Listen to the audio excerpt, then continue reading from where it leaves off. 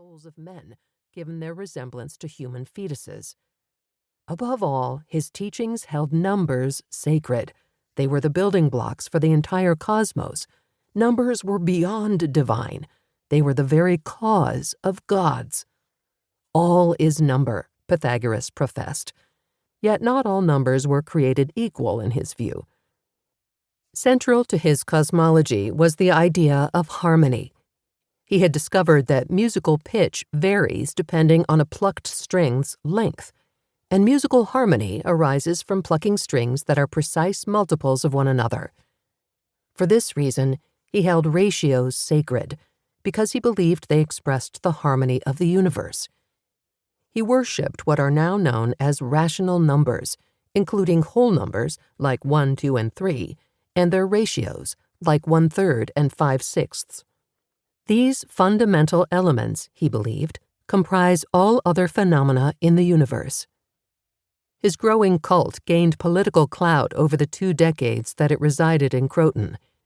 Eventually, local leaders deemed the bizarre vegetarian a threat to their power. They organized an angry mob to drive the cult away, burning the commune to the ground. Different legends have Pythagoras meeting his end by exile, fire, or suicide.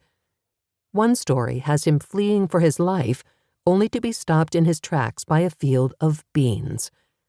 Unwilling to trample across the sacred crop, Pythagoras was caught and executed by his pursuers.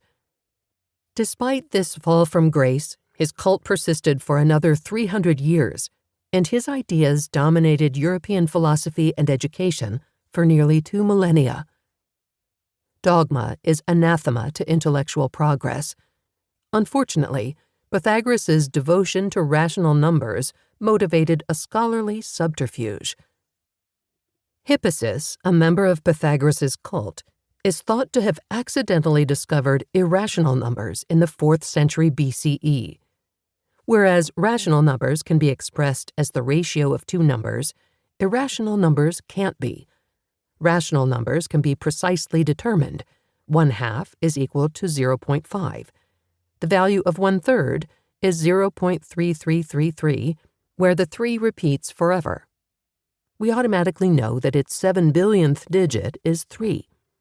The square root of 2, on the other hand, is irrational. It equals 1.41421356237, a decimal without repeating or terminating digits.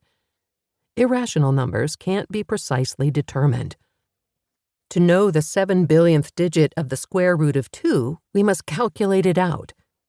Irrational numbers, Hippasus realized, are alogous, or inexpressible. Their existence directly contradicted the Pythagorean doctrine that all phenomena are composed of whole numbers and their ratios. They contravened all the certainty and comprehensibility that Pythagoras believed numbers endowed upon the universe. Hippasus disappeared into history shortly after sharing his discovery. He was reportedly executed at sea. Legend has it that the cult justified his murder as an offering to Poseidon, rendering it an act outside legal jurisdiction. Some medieval historians blame the quadrivial curriculum for holding European scholarship back hundreds of years. Its focus on harmony blinkered scientists to fundamental advances such as the discovery of irrational numbers and celestial mechanics.